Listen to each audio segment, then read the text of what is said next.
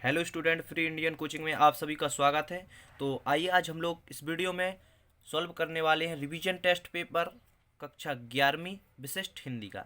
ठीक है, तो इस वीडियो में हम लोग 11th क्लास का हिंदी का फुल सॉल्व देखने वाले हैं इस पेपर का, जो कि रिवीजन टेस्ट पेपर है। ठीक है, जो कि आपका अभी ओपन बुक एग्जाम के द्वारा हो रहे हैं ना, वही आपका रिवीजन टेस्ट पेपर है वर्ष 2020-21। ठीक है, तो चलिए प्रश्न क्रमांक 1 में आपको गद्यांश पूछा गया है, तो गद्यांश से कुछ संबंधित क्वेश्चन दिए गए हैं आपको। तो पहले आप इस प्रश्न को सॉल्व करेंगे। ठीक है, तो देखिए इसमें फर्स्ट नंबर पे क्या पूछा गया है, का नंबर में दिया गया है अष्टाध्यायी में समास है। ठीक है, तो इसमें आपको समास बताना है, जिसमें आपको द्विगु समास, इसका सेकंड आंसर आपका इसका करेक्ट आंसर होगा, यानी कि सही आंसर आपका क्या होगा, द्विगु समास। इसके बाद में सेकंड देखिए सज्जन संधि है, तो सज्जन संधि आपकी व्यंजन संधि है, इसका फर्स्ट आंसर व्यंजन संधि सही होगा। ठीक है, इसके बाद में देखिए गा नंबर का, तो गा नंबर में आप में दिया गया है व्यक्तित्व का विलोम शब्द है, तो व्यक्तित्व का विलोम शब्द होता है निजी, इसका निजी आंसर आपका करेक्ट आंसर होगा। इसके बाद में प्रश्न क्रमांक 2 देखिए, इसमें दिया है संगति का प्रभाव मनुष्य पर कैसा पड़ता है।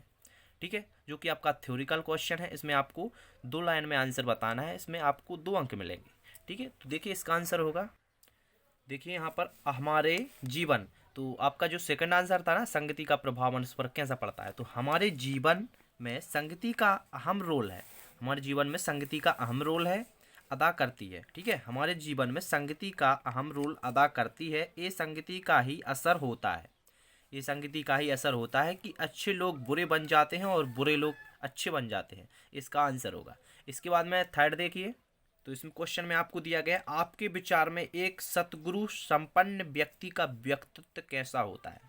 ठीक है, तो देखिए इसका आंसर भी आप देखिए, जो व्यक्ति सतगुण संपन्न होते हैं वो सदाचारी होते हैं, जनहित ही जीवन का लक्ष्य होता है, वे महान पुरुष होते हैं, ये इसका आंसर होगा।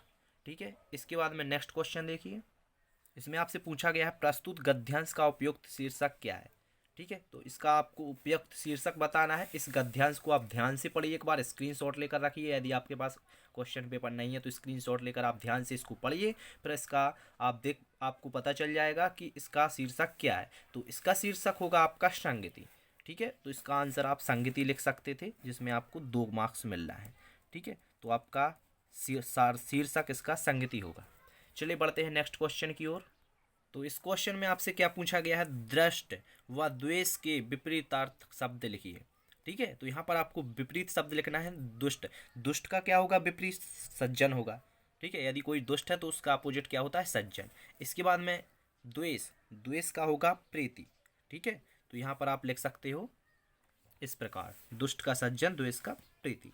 ठीक है, अब देखिए प्रश्न क्रमांक सेकंड, तो यहाँ पर आपको क्या लिखना है, निम्नलिखित काव्यांश को पढ़कर पूछे गए प्रश्नों के उत्तर बताना है। तो देखिए नीचे आपसे क्वेश्चन पूछे गए हैं, आप इसको अच्छे से एक बार ध्यान से पढ़िए, स्क्रीनशॉट लीजिए। इसके बाद में यहाँ पर देखिए प्रश्न, तो यहाँ पर क्या बताया गया है, पहरुह का शाब्दिक अर्थ होता है, तो पहरेदार से होता है इसका शाब्दिक अर्थ, खा आंसर इसका सही था। इसके बाद में सेकंड देखिए, अचल दीपक समान में रहना में अलंकार है, तो यहाँ पर आपको क्या बताना है, अलंकार बताना है, जिसमें आपका क्या होगा, रूपक अलंकार का आंसर इसका करेक्ट होगा। इसके बाद में यहाँ पर आपका थर्ड क्वेश्चन दिया गया है, शत्रु की छाया का क्या अर्थ है, तो इसका आंसर आपका होगा, शत्रु की छाया का अर्थ है पराधीनता से देश की हानि की काली छाया पूरी तरह दूर नहीं हुई थी। ठीक है, तो ये इसका आंसर होगा। इसके बाद में आपका नेक्स्ट क्वेश्चन दिया है, जनगंगा में ज्वार से क्या अभिप्राय है, तो देखिए इसका आंसर भी आप देखिए, जनगंगा में ज्वार से अभिप्राय है लोगों में नया उत्साह और तुम लहर बनकर इसे अच्छी तरह प्रवाह दो। ठीक है, ये इसका आंसर होगा इस क्वेश्चन का। अब आपको बताना है अचल और अमर शब्द के विपरीतार्थक शब्द, यानी कि विपरीत शब्द अचल और अमर शब्द के। ठीक है, तो अचल का होगा चल, अमर का होगा मृत्यु। अब बढ़ते हैं हम लोग नेक्स्ट क्वेश्चन की ओर। तो इसमें आपसे क्या पूछा गया है, छात्रावास में रहने वाले छोटे भाई को पत्र लिखिए और पढ़ाई के साथ साथ स्वस्थ कोविड-19 के नियमों को नियमित रूप से पालन करें। तो यहाँ पर आपको एक पत्र लिखना था। ठीक है, तो देखिए, और इसके अथवा में दिया गया है एक क्वेश्चन, तो यहाँ पर मैं आपको अथवा वाला बताता हूँ, ये रहा, तो आप एक बार ध्यान से पढ़िए और इसका स्क्रीनशॉट भी आप ले सकते हो। तो यहाँ पर आप इसका पहले स्क्रीनशॉट लीजिए या फिर आप ध्यान से पढ़िए। सेवा में श्रीमान प्राचार्य महोदय जी, शासकीय उच्च माध्यमिक विद्यालय, और जहाँ से भी आप हैं वो वहाँ पर लिख सकते हो। वो विषय में ऑनलाइन अध्ययन में आने वाली समस्या बताना है आपको, और मान्यवर आप यहाँ पर जो इसमें लिखा गया है आप एक बार अच्छा स्क्रीनशॉट लीजिए यहाँ पर और लिख सकते हैं आप, ठीक है। और इसमें आप अपनी जानकारी दे सकते हैं। धन्यवाद के बाद आपका आज्ञाकारी शिष्य, इसके बाद में आप अपना नाम लिख सकते हो, ठीक है।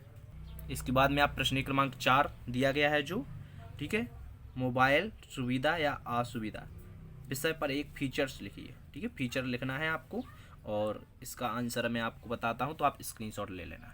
तो आप इसका स्क्रीनशॉट लीजिए। प्रश्न क्रमांक 4 का आंसर है यहाँ पर, ठीक है। चलिए आगे देखिए आप। तो प्रश्न क्रमांक 6 देखिए आप। इसमें आपको सत्य और असत्य बताना है। तो यहाँ पर आप फर्स्ट सत्य लगा सकते हो, ठीक है, और सेकंड भी आप सत्य लगा सकते हो, और थर्ड आपका होगा असत्य, ठीक है, और फोर्थ और फिफ्थ दोनों होंगे सत्य। तो यहाँ पर आपका थर्ड को छोड़कर सभी सत्य हो गए, ठीक है। और बाकी के क्वेश्चन आप आसानी से कर सकते हो, ज़्यादा टफ नहीं है। जो टफ टाइप के क्वेश्चन थे वो हमने बता दिए हैं आपको, ठीक है। तो आशा करते हैं आपको वीडियो अच्छा लगा होगा। आप वीडियो को ज़्यादा से ज़्यादा अपने दोस्तों में शेयर कीजिए ताकि सभी स्टूडेंटों को हेल्प मिल सके ओपन बुक एग्ज़ाम में, ठीक है।